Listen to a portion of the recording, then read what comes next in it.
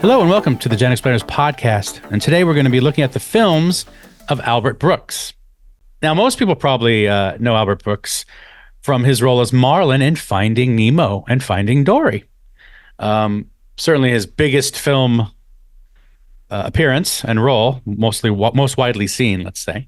But he has written and directed his own films, 7 of them that are like feature release, written and directed by film. So we're going to look at those 7. And to run them down real quick, Real Life back in 1979, Modern Romance, 1981, Lost in America from 1985, Defending Your Life from 1981, Mother from 97, The Muse from 99, and Looking for Comedy in the Muslim World from 2005.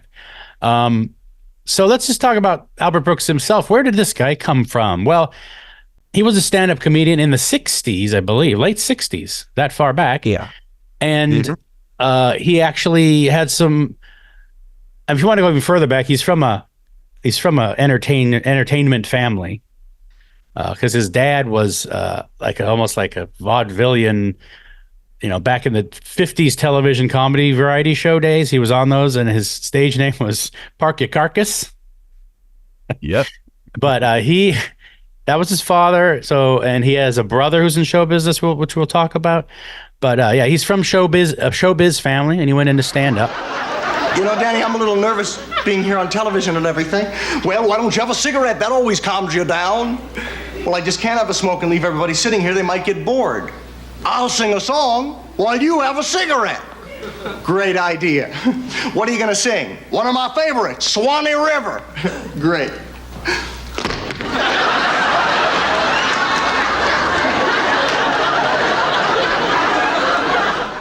And he put out a couple of albums that actually are pretty funny. A Star Is Bought, he put out in 75. And Comedy -1, that was 73. So that was the first one. Comedy -1 was an album where he was going to, if you bought the record, all you had to do was like, you're the only thing missing from being a famous comedian or something like that. And you just play the record and here's some tips to be a comedian. Now we come to the section called Comedy -1. Please open the album up so you have your script in front of you. People listening to this on 8-track tape or cassette, if you try and open the album up, you're going to rip that little picture right off. You should have gotten a script with your purchase. If you didn't, you can contact the company that manufactures the tape, and they will send you one. I'm sorry if there's any inconvenience involved, but I really have nothing to do with this and will take no responsibility for it. The first time I ever actually saw Albert Brooks was early SNL. Saturday Night Live, Lorne Michaels. The show hadn't even really coalesced into what it was going to be yet.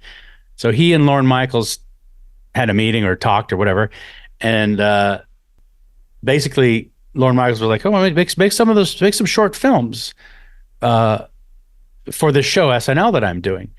I think he had seen this show on PBS called it was on the show called The Great American Dream Machine, and it was basically a mockumentary. Before really, maybe there were even mockumentaries. Basically, a really low budget, shot on film, 16 millimeter probably, mockumentary about a school for comedians. First today, we'll visit comedy take class. Here the students practice all kinds of takes. The double take, the elbow take, and today they're working on the spit take.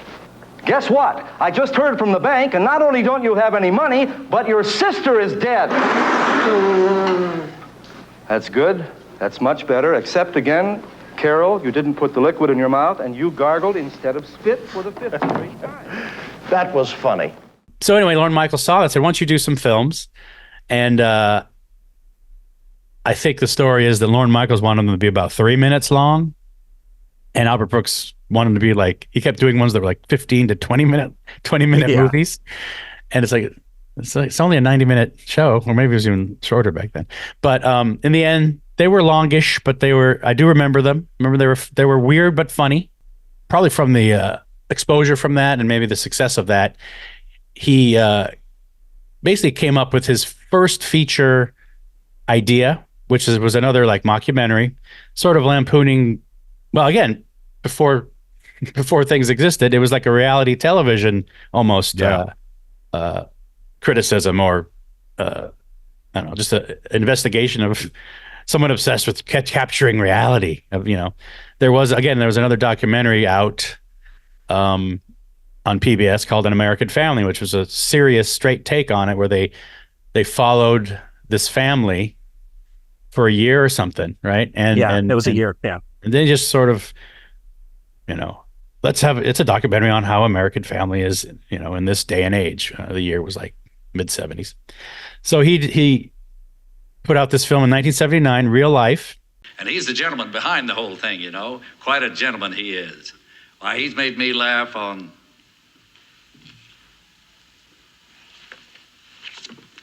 The Tonight Show, the late Ed Sullivan. And I know you've seen his short films on NBC's Good Night Saturday. And a lot of you have seen him on your favorite shows, I'm sure. And if you like the food we had today, you have him to thank for that. So I didn't see it when it came out, but I did see it a few years later when I was in high school. And I had seen Albert Brooks before, not on Saturday Night Live, but I honestly can't even remember. I might have seen him on broadcast news, actually. Oh, that was 86, right? Yeah, when we were in high school. Can't remember the year.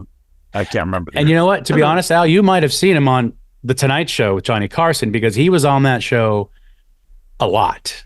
Oh, okay. And that's probably it. Yeah. Buddy, would you like to meet Johnny Carson? Why? Because he's sitting right here, and he's a very important man, buddy. Okay, right. Want to meet him, buddy? All right, say hello to Johnny. Say it, buddy. Say hi to Johnny. All right. I have to tell you something. Buddy's very nervous, Johnny. He didn't want to be... But he's calling me now, Al. I'm talking, buddy. He was very nervous. Buddy, I'm talking. He didn't want to be here, Johnny. I had to... Buddy, don't be rude. Buddy, what is it, buddy? I-P-P. Oh, buddy.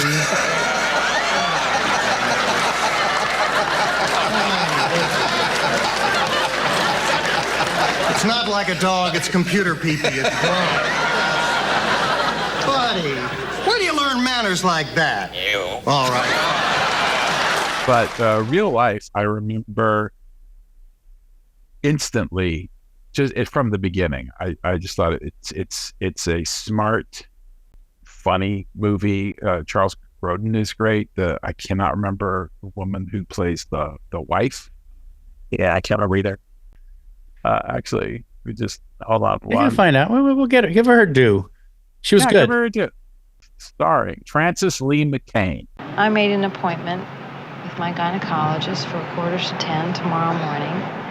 And if you want to, you and the crew can feel free to join me. Film the gynecologist? Mrs. Yeager, I can't believe... Oh, boy. Oh, yes. Yeah, Frances Lee McCain. Mm-hmm. And how it starts off kind of off kilter. It seems kind of straightforward but funny, and then the further it goes, the more insane it gets. Not that it gets insane, but it's pretty insane. He goes pretty far with it. I mean, yeah, a bit. Gets very dark in a way at the end. I mean, pretty. Yeah. But what are you gonna do? Put him in movie jail? It's a fake jail. It's a fake jail. Walk right by. Hello. You know, so many of us go through life doing one thing and dreaming of doing something else. I'm one of those people. I'm in show business. I'm very fortunate to have that job. But quite frankly, if I'd studied harder or been graded more fairly, I would have been a scientist or a doctor of some kind. That's the thing about yeah, Albert Brooks is he's always got like this. There's an anger behind him. Like he's got a chip on his shoulder about to the whole world about everything. His characters do. I'm not saying him personally. And it comes right out. And he has a comedic rhythm that I think is a little different than most comedians, in that maybe the standard, comedy comes in threes. It's like 1, 2, and then the third thing is like the joke. But I think Albert Brooks a lot of times just goes 1 and a 2, like right away. Right. And one of my all-time favorite lines of his, I won't mention it right now, is that same cut because it's in a movie we're going to talk about very soon. It follows that same pattern. Right. And so I think it's disruptive. Like he's like, I don't need a second one. I'm just going to go straight to the joke. Right. Right.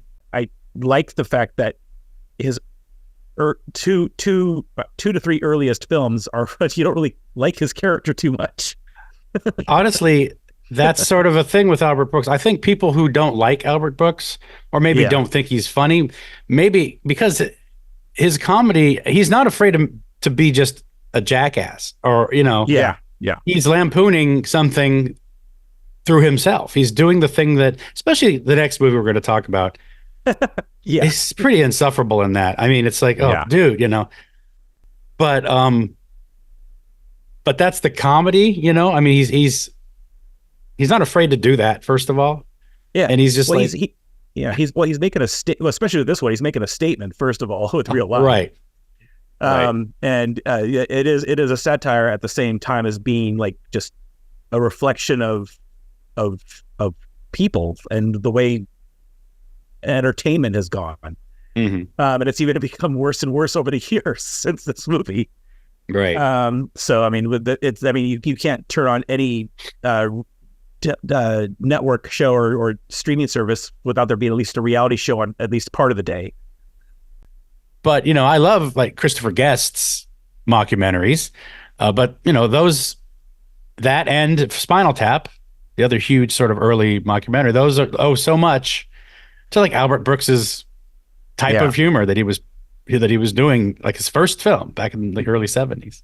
Yeah, and, but I do think what you were getting at before, there is a difference between those, because all of those, like, so, just to take Spinal Tap or Best in Show, there's a lot of doofuses. Like the characters are kind of almost caricature-y, but they're lovable in their own way.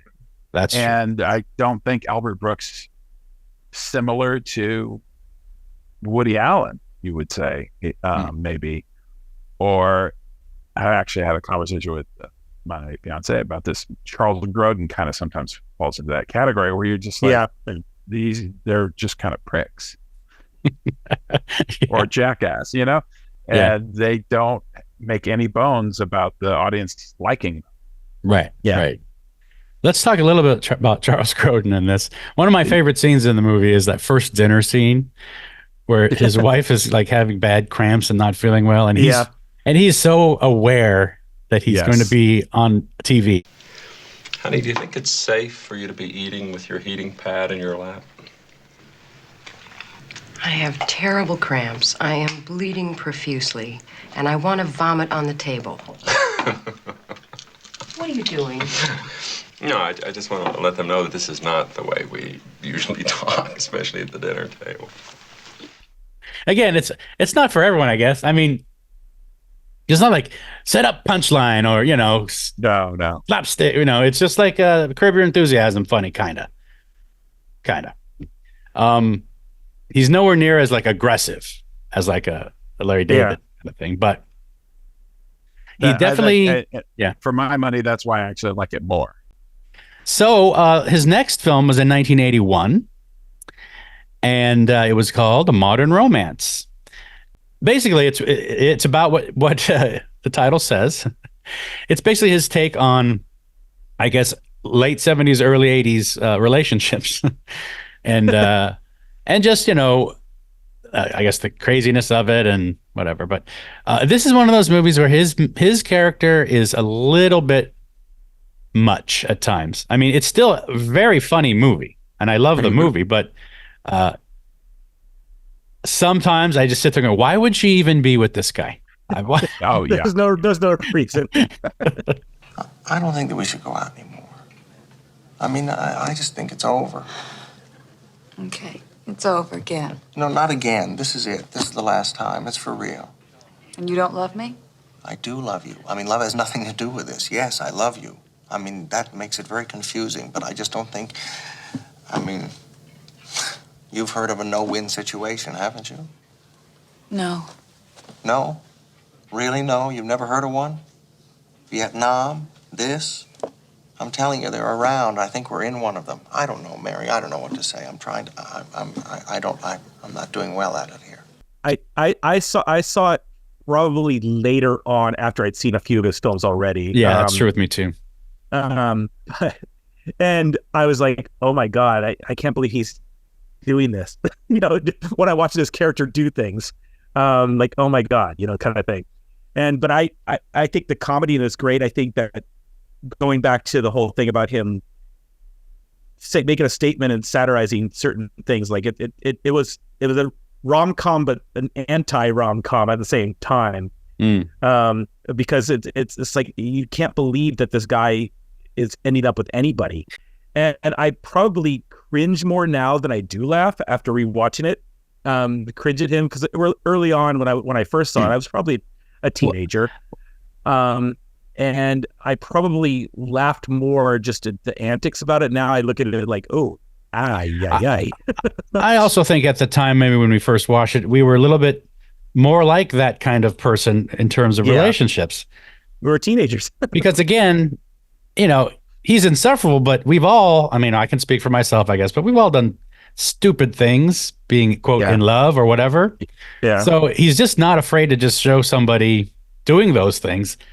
And certainly in retrospect, you look at it and go, oh, man, this guy is just, what is he doing? Or why is, it's no wonder, because he's just the worst. He's an emotional baby. Yeah, basically. Yeah. He's so, so needy in a way. He is needy, not in a way. He's just really needy, but at the same time, he's like, he's needy. He thinks, oh, this is good. The thing I notice about Albert Brooks movies, it's going to come up again, is a lot of his movies are about, he wants to talk about an issue or something. And he says, okay, well, in this movie, when he's writing it, I think he says, let's have this character do an experiment. Let's change this thing in a weird way and see what happens. You know what I mean? And I think this character kind of does the same thing. It's like, he's just all or nothing in a way, he's like, no, obviously they've done it before. It's shown in the movie that like, this is a recurring thing. He keeps, we shouldn't be going out. And then he comes back.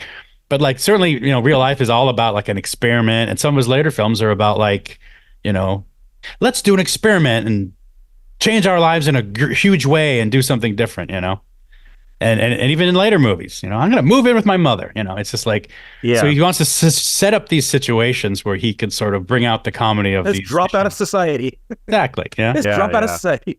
Here's the thing. I just broke up with somebody, and I'm trying to start a new life, and I feel that running should be a major part of it. You want happiness? Get away from the box. Come over here.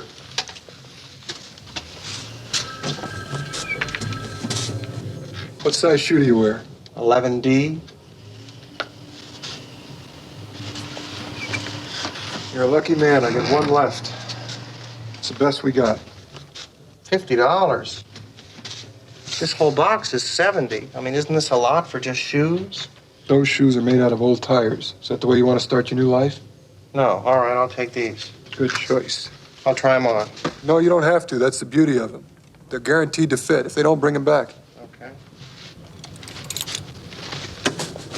Okay, sweats. I'm 6'4". What are you, about 5'11"? I'm 6 feet. Okay, how do you like these?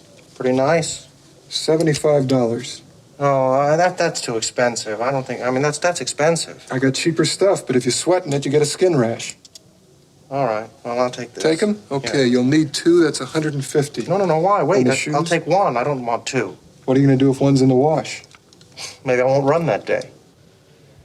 I misjudged you. I'm not perfect. Buy the box. You'll like it. No. It's all right. I'll take these. You sure? Yeah. Albert Brooks as a filmmaker is completely aware that he's portraying someone who is just out of his mind, doing, with his actions and his moods or whatever. Someone who's so completely emotional, right? Like he's a smart guy, but he's using all of his brain to rationalize these different feelings. And like he's frustrated with the relationship, so that we open the movie with them breaking up. Like, oh, this is over. It's we can't do this. And then as soon as he feels like that tinge of loss from it, it's like, oh no, we have to get back together. he's just on this emotional roller coaster throughout the movie. I think it's worth pointing out though that most of his movies were co-written by Monica Johnson.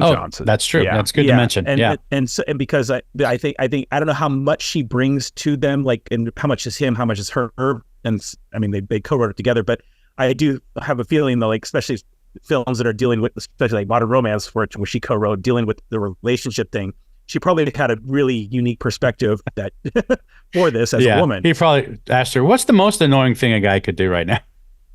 Yeah. So I'm sure that there's a lot of that going on. But she worked on, I think most of his movies, not all of them, but I think most of them that they co-wrote together. Yeah, most of them. I think Defend Your Life might be the only one I don't remember. I don't think she worked on Looking for a Comedy in the Muslim World. Oh yeah, so those are the only two. She worked on all the others except for Defend Your Life and Looking for Comedy. Okay. I broke up with somebody. I'm just going to buy a few gifts.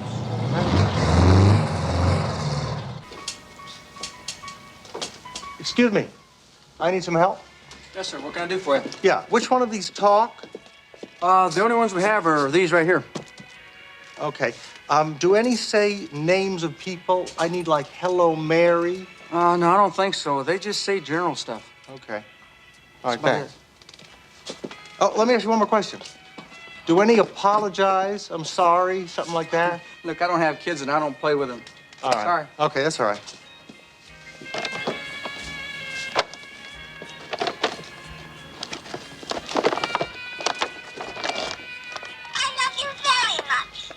Mary. Let's move on to 1985 with Lost in America. Boy. I'm trying to think. This might be the first movie I saw, not counting like television appearance stuff, but like movie I saw that he did. This is definitely the first one I saw. Yeah, definitely. Yeah. So this one, if people don't know, which possibly they don't, about a married couple who live in pretty suburban or normal lives, full-time kind of upper middle management jobs, and he's expecting to get a promotion and he doesn't. He gets a lateral job assignment and he basically loses it. I should get the position I deserve instead of just being shifted to another account. Another account? This is not just another account. Well, I understand. It's Ford. I know it's Ford. You have to keep your promise to me. I didn't make you any promises. Oh, yes, you did. No. We had lunches over and over, many years in a row, and you were grooming me for senior vice president. I was here longer than Phil Shabano. I've been with the company 8 years now. Phil has been here nothing. He's been here less than 2. Quite frankly, he's not as clever as you. He's more of an executive type. I need you creatively. Oh. Well, that explains it then. So by being extra clever and by being here longer, I get shifted to just another account, and he, because of his low intelligence and short time with the company, gets this job I've been waiting my whole life for. You keep referring to this as just another account. It's not. It's Ford. Is somebody bursting in here and saying, surprise, you did this to me before, I hate you for this? God damn it, Paul. You caught me again. Who is bursting in here? Who is doing it? And he basically says, let's drop out. Let's sell the house. Let the sale of the house go through. Let's buy an RV and see America. And as he puts it, touch Indians. Quit. I'll wait right here. Oh, I can't quit now. Yes, you can. No, I can't. I did. I know, but even if I wanted to, my boss isn't here. There's no one I can quit to. Well, it's time to get out. We have to touch Indians. We have to see the mountains and the prairies and the whole rest of that song. Again, it's an experiment with, the idea. And it's very much a baby boomer dream experiment. He's of that age. And he even says it, in the movie, it's referenced. It's like, oh, this was the dream. We weren't supposed to have full-time jobs. We were supposed to do this. The initial seed was to add some realism to the whole idea of Easy Rider. That was such a big influence in the 60s and the idea of dropping out. But as time went on, that idea didn't work exactly the way it was supposed to. And I thought it would be funny to have a story about dropping out and dropping in 2 weeks later. But anyway, that's the premise, and they go out, and hilarity ensues. Well, the first thing that happens is they lose all their money, of course, in Las Vegas. And again, this is one of those movies that has so many good scenes. He is a little less annoying in this one, but he has all the talk of like, oh, we're going to do this thing. You should respect me because of this idea. But in the end, it's always like, but, we need to have a safety net or when the reality of it comes in of what that really means of dropping out. Oh, I don't like this, Yeah.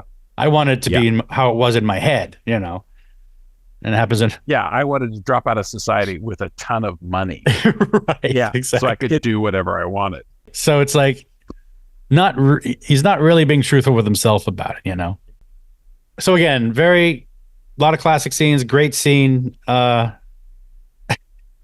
After they lose their money in the office. Oh, yeah. Gary Marshall. That's Gary Marshall. Hilarious. I think one of the most underrated comic tiny. Every time he shows up in a comedy, he's hilarious. So good. Yes.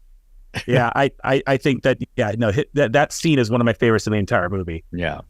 It's just that my wife and I aren't gamblers. That's what I'm saying. That's the distinction. My wife and I represent the few people, and I'll tell you something, there's probably nobody else that's ever going to come and have this happen. So really, probably we're the only two. We represent the people who have taken the chance, and we made a mistake, and then the Desert Inn corrects it and gives it back. There is a warm feeling here. But you don't think everybody then will want their money back? No. In the campaign, you make a clear distinction between the bold, who would be my wife and I, and then all the other schmucks who come here to see Wayne Newton. I like Wayne Newton. I said Wayne Newton?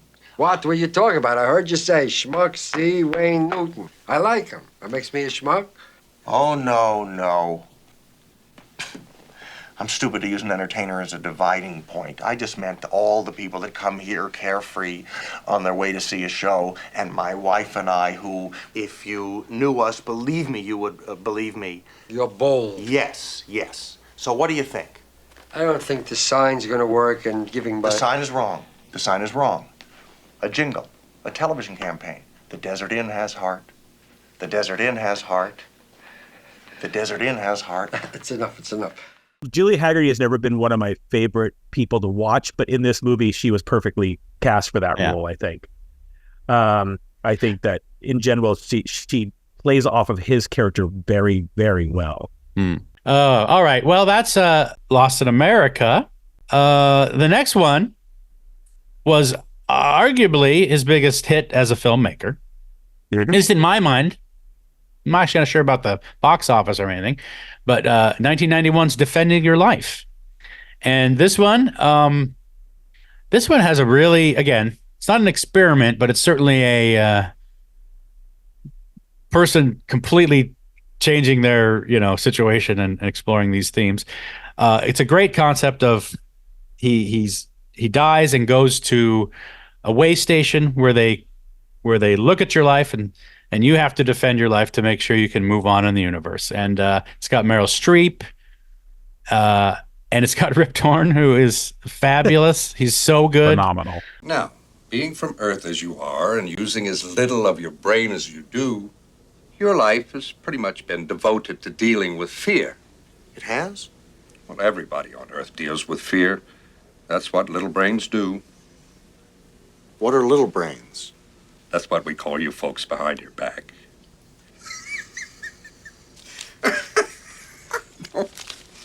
Forgive me. Who are you? Well, I'm just like you. I was on Earth a long time ago. But I advanced. I moved forward. I got over my fears, and I got smarter. Did you have friends whose stomachs hurt? Every one of them. It's fear. Fear is like a giant fog. It sits on your brain and blocks everything. Real feelings, true happiness, real joy. They can't get through that fog. But you lift it, and buddy, you're in for the ride of your life. God, my 3% is swimming. So I'm on trial for being afraid. Well, first of all, I don't like to call it a trial. Second of all, yes. Yeah, I don't even know where to start. I love this one. What do you guys think of this one? I think that it's absolutely like one of the funniest movies. I've watched it so many times, and I was telling Alan earlier that I've seen it probably at least once a year, at least that much, if not more. And it's just one of those films that anytime I come across it, or just happen to like find it on streaming, I put it on. It's just, there's like a handful of movies that I do that with, and this is one of them. And it's just, I think it's like just a great movie. If we were rating such things on a perfect scale for movies, this would be one of them for me.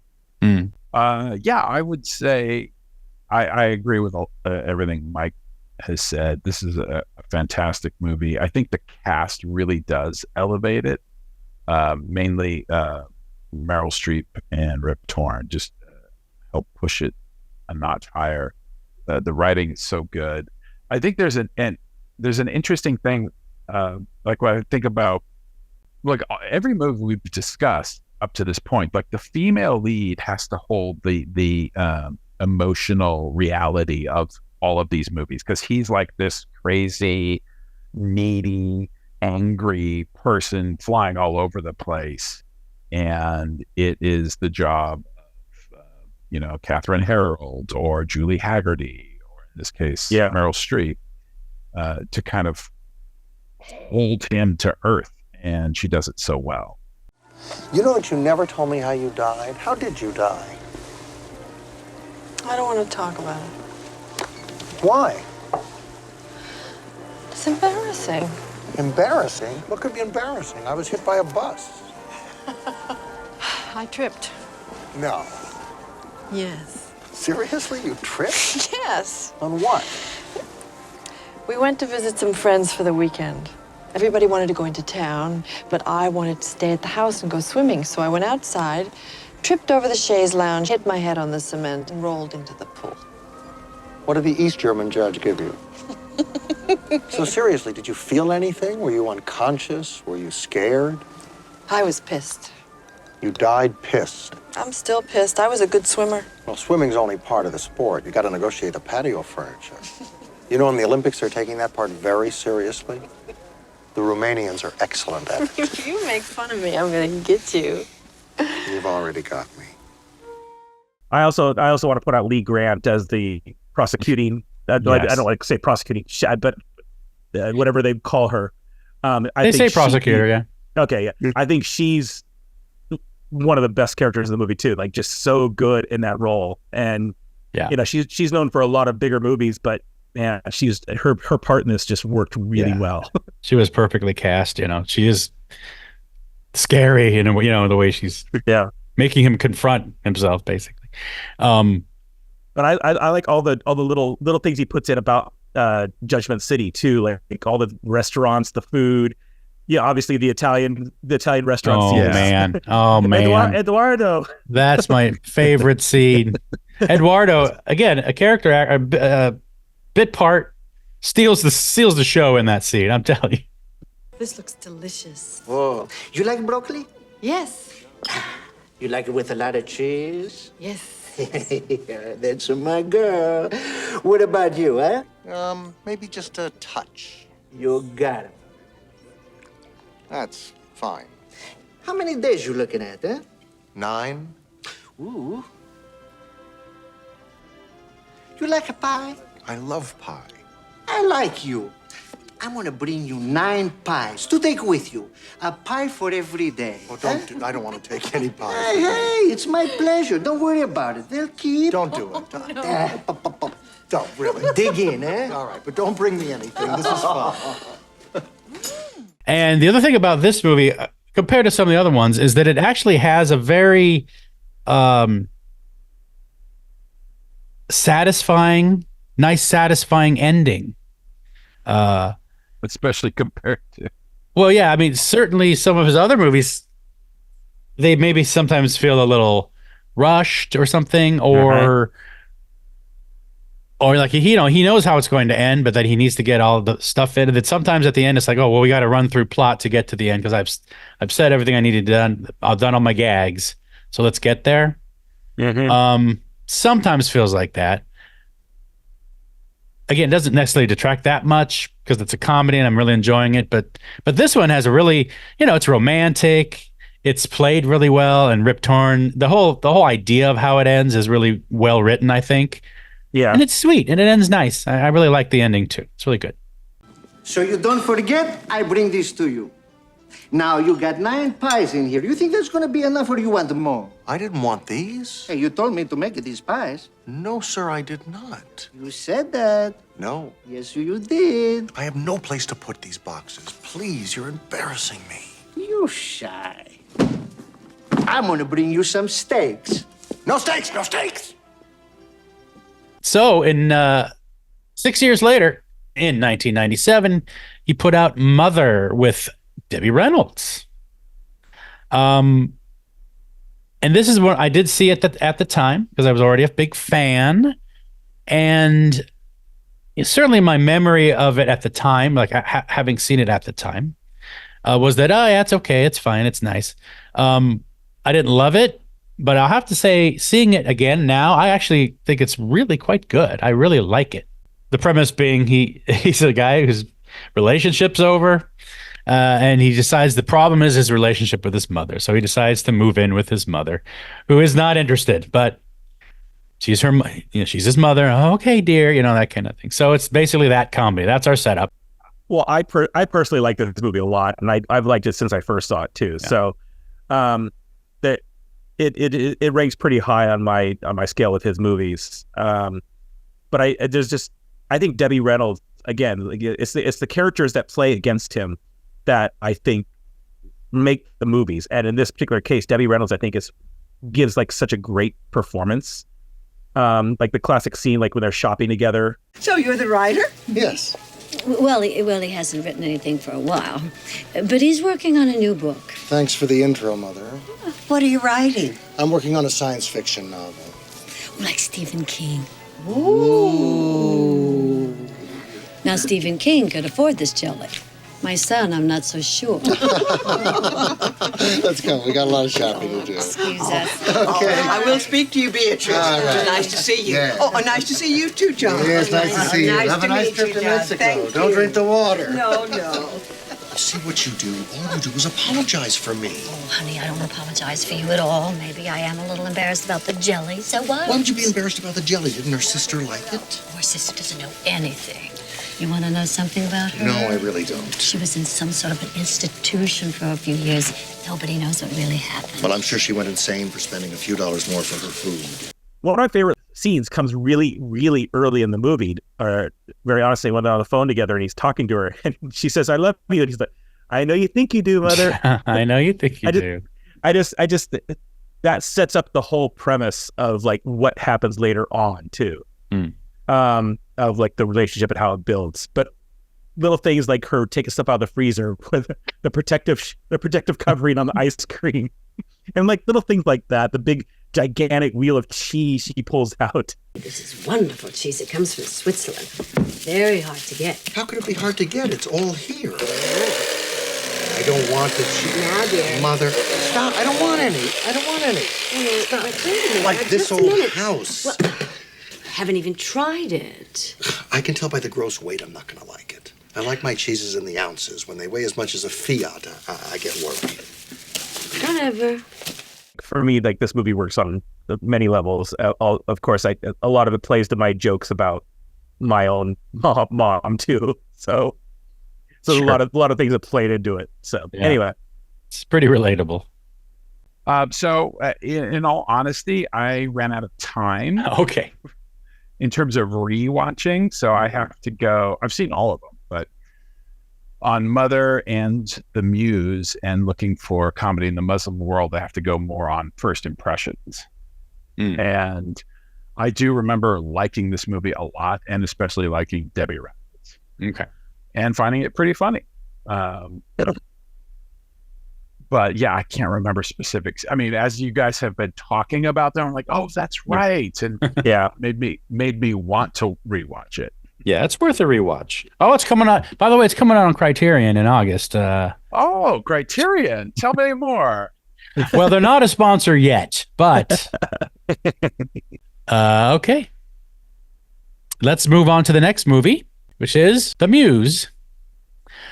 99, The Muse. This was Sharon Stone was the Muse, the title character. Mm-hmm.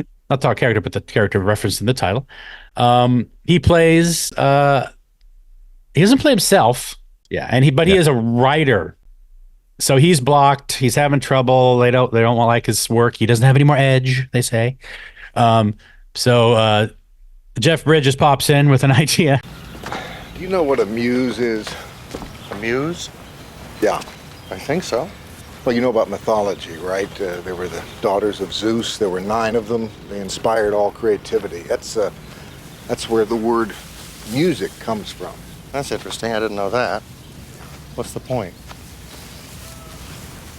What if I told you they still exist? Muses? I would tell you I rode over here on a unicorn. That's the premise, and he meets her, and she's kooky, and it's uncomfortable, and that's the setup.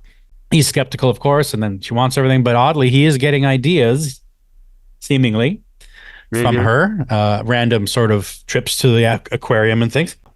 I do like all the little cameos in this too. The people playing themselves, like Rob Reiner, Scorsese, James Cameron. Yeah, all the different things they do. It actually works really well for the premise of the movie. Like all these successful people have gone through here for their biggest hits, kind of thing. Right. I think actually Sharon Stone, I think, was really good in this. Yeah. Just makes sense. She's good. Yeah.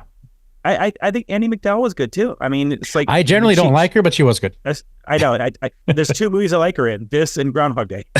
Yeah. I don't have a lot of notes on it. I'll just Oh, I'm sorry. Sex Life Videotape for Andie MacDowell too. She was good in that. I guess she was good. No, yeah, I agree. Sharon Stone's really good. And how she just turns on a dime from like, oh, I need a Waldorf salad. And that's not serving it. And he's like, oh, well, maybe, you shouldn't eat a salad this late. And then she just quickly turns to, yeah, maybe this isn't working out. What's wrong? I don't like the room service here. Oh, how could that be? You're at the Four Seasons. I want a Waldorf salad. So, order one. But they won't make it after 10. All right, calm down. Take it easy. There's a reason for that. I just read in a newspaper where it's unhealthy to eat lettuce in the evening.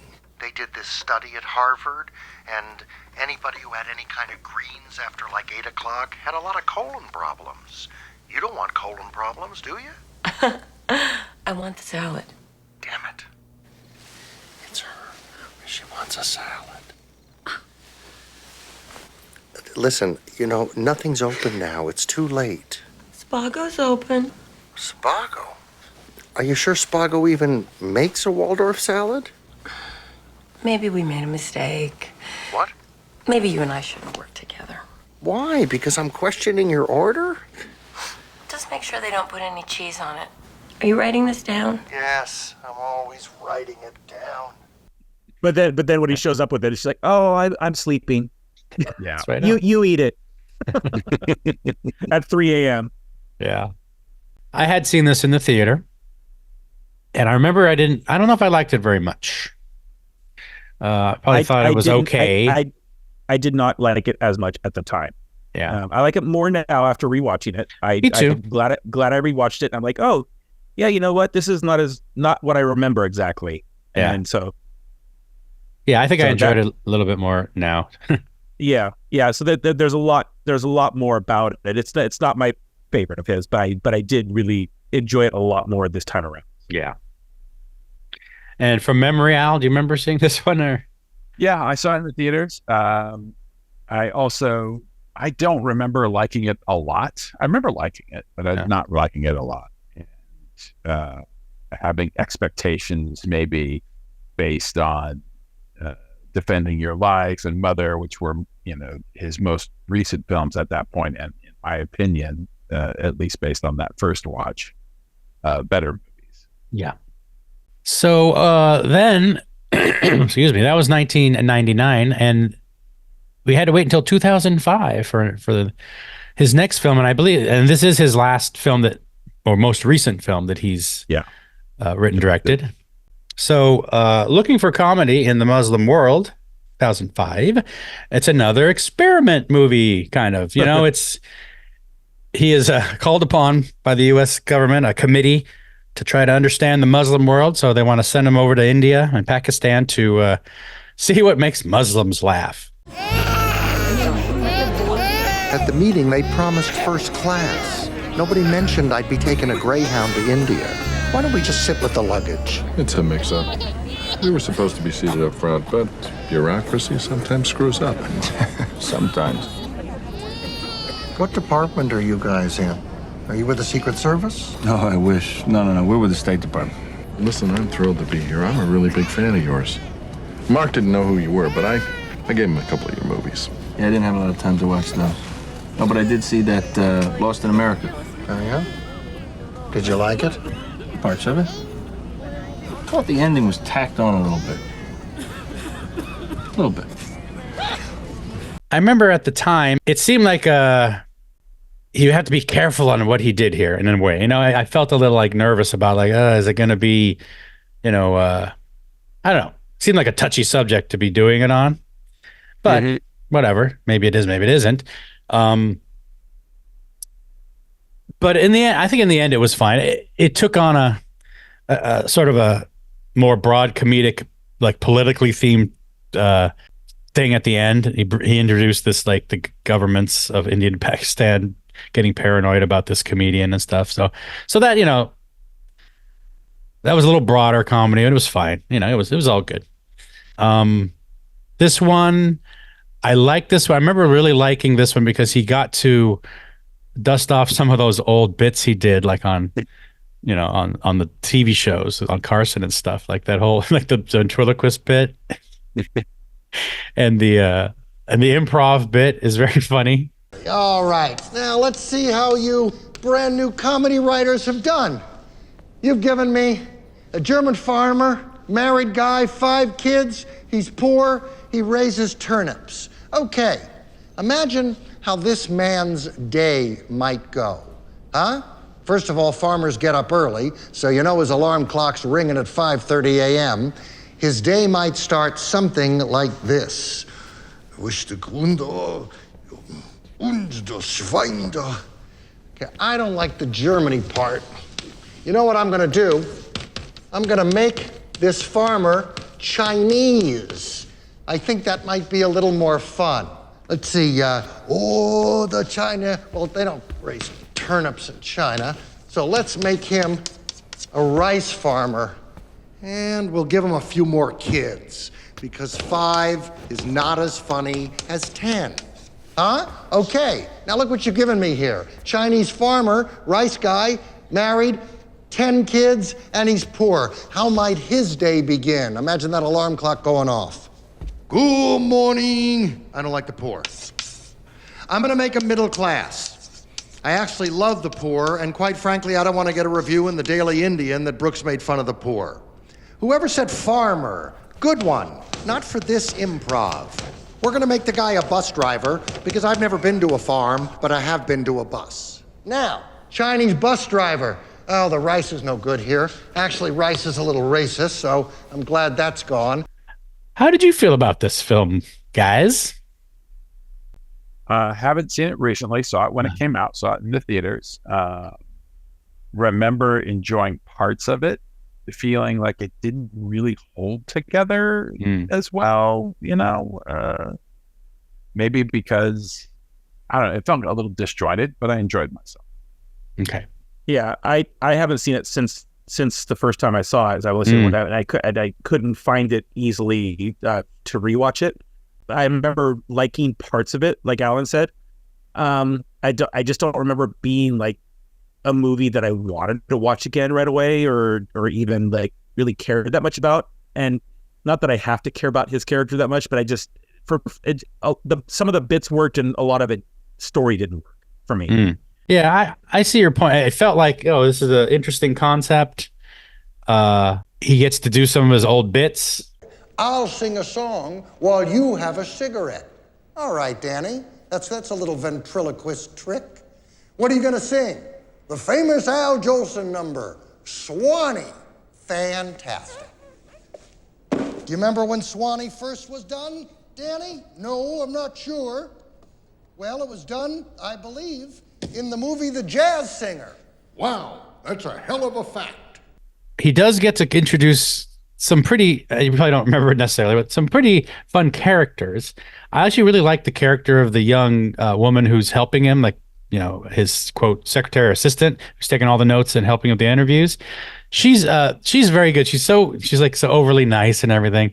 And the two State Department representatives, one of them is the guy, I'm going to forget his name, but he played in Fincher's Zodiac. He was the Zodiac killer. Oh, okay. That guy, kind of the roundish face. And anyway, his partner was a guy who was always talking on the phone through his earpiece, and Albert Brooks kept thinking he's talking to him. I'm going to do a comedy concert in New Delhi.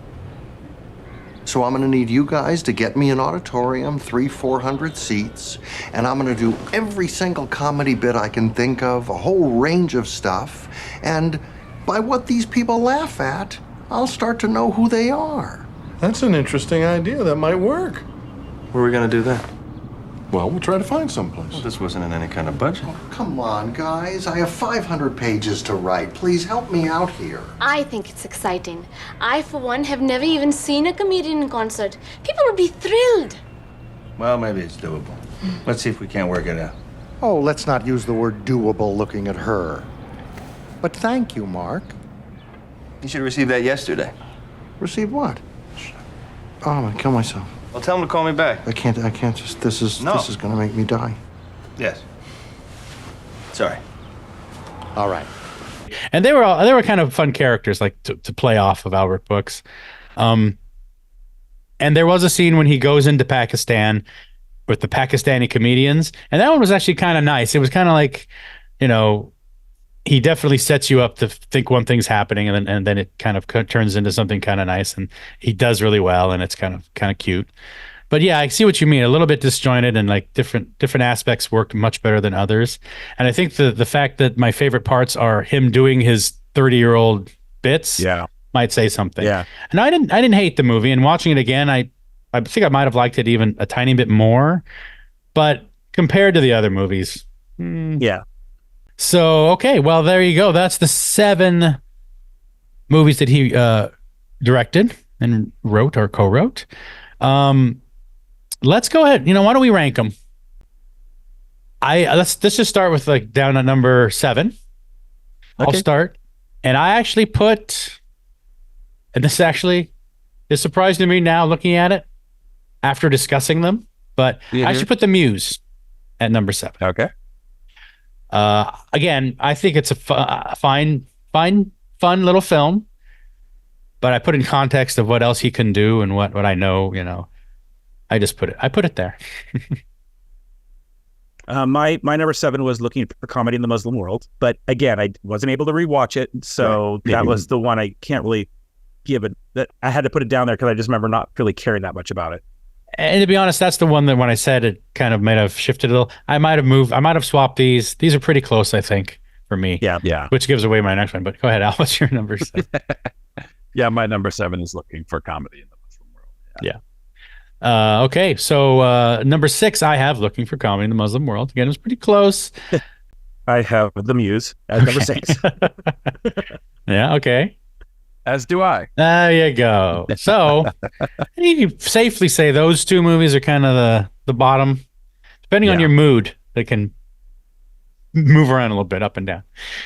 Number 5, and here's again, number 5 and 4 for me were really close, but I gave them like 1 to 10 ratings. One of them I gave a 7.5, and one I gave a 7.6. And number 5 is Modern Romance. Okay.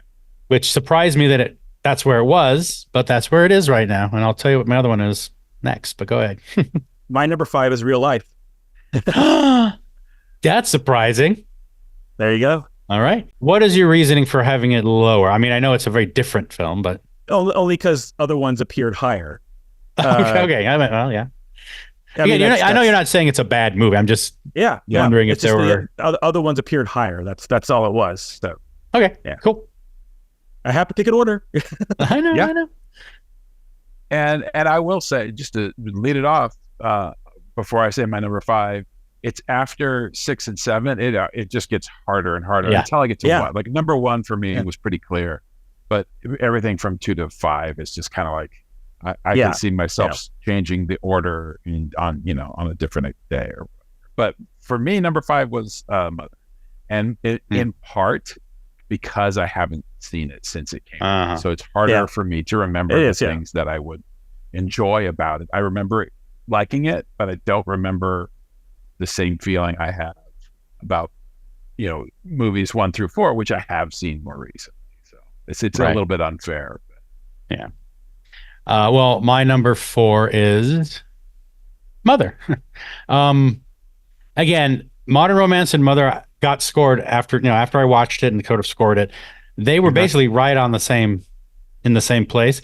So I went, well, I'm just gonna pick one for some kind of reason, and the reason I found was like he's just a little too annoying in Modern Romance, maybe just a bit much.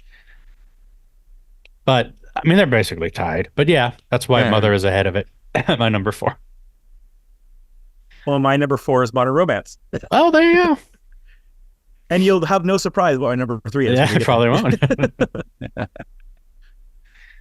My number 4 is Modern Romance. Okay.